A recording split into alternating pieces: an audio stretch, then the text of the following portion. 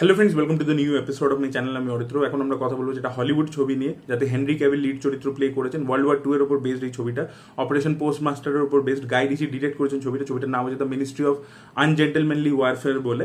Yes, এবং এই ছবিটা ভিওডিতে কদিন আগে রিলিজ করে গেছিলো। আমি ফাইনালি ছবিটা দেখলাম, ইংলিশেই দেখলাম উইথ সাবটাইটেলস। মানে মাঝে মাঝে জার্মান ওয়ার্ড আছে বলে সাবটাইটেল আছে ইংলিশেই, এখনো হিন্দি ডাবে আসেনি।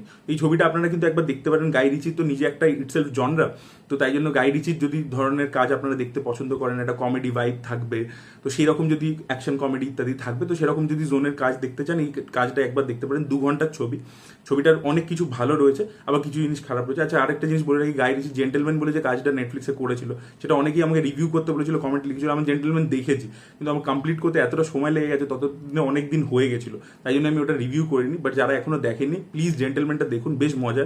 আগেন, যদি গাই রিচির কাজ আপনাদের ভালো লাগে, তো জেন্টেলম্যানের সবকটা এপিসোড তিনি ডিরেক্ট করেননি, বাট তিনি শো রানার ছিলেন, কিন্তু সেই ভাইবটা কিন্তু থ্রু আউট মেনটেন করেছেন। দারুণ কিছু কমেডি সিনস ছিল, এবং তার সাথে গ্যাংস্টার ওয়ার্ল্ডটাকে যেভাবে এক্সপ্লোর করেছিল, সেটাও কিন্তু খুবই ইন্টারেস্টিং ছিল জেন্টেলম্যান। যাই হোক, এটাতে যদি ফিরে আসি, ওয়ার্ল্ড ওয়ার 2 এর সময় তো প্রচুর এরকম মিশন হয়েছে, তো সেই মিশনগুলোর ফিকশনালাইজ ভার্সন আমরা বিভিন্ন হলিউড ছবিতে দেখতে পেয়েছি। টম ক্রুজের একটা ছবি ছিল অপারেশন ভ্যালকাইরিকে নিয়ে, তারপর আমাদের ইনগ্লোরিয়াস বাস্টার্ডসে আমরা দেখেছিলাম একটা ফিকশনালাইজড ভার্সন দেখতে পেয়েছিলাম ওয়ার্ল্ড ওয়ার 2 এর সময়কার। তো এরকম জিনিসপত্র আমরা বিভিন্ন ছবিতে দেখেছি। এটাও আর কি অপারেশন পোস্ট মাস্টারের একটা ফিকশনালাইজড ভার্সন আর কি। তো এবার এই ছবিটার মধ্যে পজিটিভ হচ্ছে, এক তো হচ্ছে এটা পুরো একটা মাসালা হিন্দি ছবির ভাইব আপনাকে দেবে, যে একটা টিম আছে, তাদেরকে একটা মিশন দেওয়া হয়েছে, একটা জাহাজকে ডোবাতে হবে, এবং উইনস্টন চার্চিল নিজেই এই মিশনটাকে কিন্তু উপর থেকে দেখছেন। তিনি আর কি এটাকে পুরো জিনিসটাকে, ওই গুলোকে এক জায়গায় করে তাদেরকে গাইড করছেন আর কি, যাতে মিশনটাকে এক্সিকিউট করা যায়। এবার সেই সব হচ্ছে, কিন্তু ব্রিটিশ অফিসারদের মধ্যে কিছু লোক আছে যারা কিন্তু এই মিশনটার বিরুদ্ধে। তো সেই যে টেনশনগুলো তৈরি করেছে, সেগুলো কিন্তু ভালো। আর এর সাথে কমেডিটা যেটা থ্রু আউট ফিল্ম আমরা দেখতে পাই, সেটা বেশ ভালো। এবং অ্যাকশন সিনসগুলোকে না খুব ক্যাজুয়ালি, মানে হিরোদেরকে প্রচন্ড বেশি হিরোইকভাবে ট্রিট করেছে, যেটা আমাদের হিন্দি ছবিতে বা সাউথের ছবিতে করে থাকে। তো তারা খুব ইজিলি ব্যাপারগুলোকে এক্সিকিউট করে নিচ্ছে, সেটাও একটা তার মধ্যে একটা সোয়াগ, একটা স্টাইল নিয়েছে, সেটাও কিন্তু বেশ ভালো লাগে। এবং গল্পটা ইটসেলফ কিন্তু বেশ ভালো, তো ভালো লাগে। হেনরি ক্যাভিলের পারফরমেন্সও ভালো, বাট ছবিটার মধ্যে বেসিক কিছু প্রবলেম আছে। সবচেয়ে প্রথম হচ্ছে কি, ছবিটা স্টার্ট হয় দারুণভাবে স্টার্ট হয়। যেভাবে প্রথম অ্যাকশন সিকোয়েন্সটা রয়েছে, তার মধ্যে যেভাবে কমেডি রয়েছে, তারপর যে মিশনের সেট আপটা রয়েছে, সেটা খুব ভালো। কিন্তু ছবিটা কোথায় ফল্টার করে দেখবেন, ইনগ্লোরিয়াস বাস্টার্ডসে এক হচ্ছে কি, যে ভিলেনের যে ক্যারেক্টারগুলো বা অন্য যে প্রতিটা ছবির মধ্যে অনেকগুলো ক্যারেক্টার আছে, সেই প্রতিটা ক্যারেক্টার দারুণভাবে লেখা ছিল। হায়েন্স ল্যান্ডা আমাদের মাথায় আছে আর কি, তো সেরকম ক্যারেক্টার কিন্তু এই ছবিটার মধ্যে নেই। এখানে ভিলেনের ক্যারেক্টারগুলো বড্ড কার্ডবোর্ডিশ ক্যারেক্টার, সেই ক্যারেক্টারগুলো আপনার মনে থাকবে না, একেবারেই ভালো হয়নি সেই ক্যারেক্টার রাইটিংগুলো। এবং যেখানে অ্যাকশন হচ্ছে না বা কোনো মানে কমেডি সিন হচ্ছে না, যেখানে নর্মাল ড্রামা সিন আছে, কনভারসেশন বেস সিন আছে, সেই সিনগুলোকে ভালো করে লেখা হয়নি।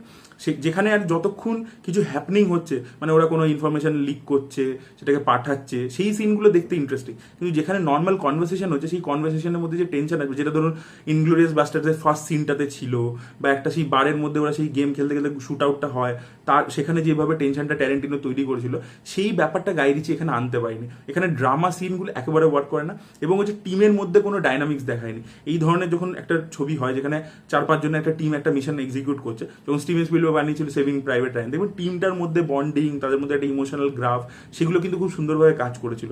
সেটা কিন্তু আমরা এখানে একেবারেই দেখতে পাই না।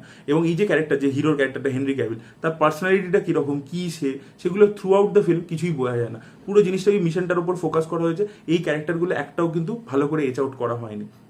তো ছবিটা একবার দেখতে পারেন, এন্টারটেইনিং ছবি, কিন্তু মাঝে মাঝে বোরিং লাগবে, বিকজ ড্রামা সিনগুলোর মধ্যে সেই ব্যাপারটা নেই।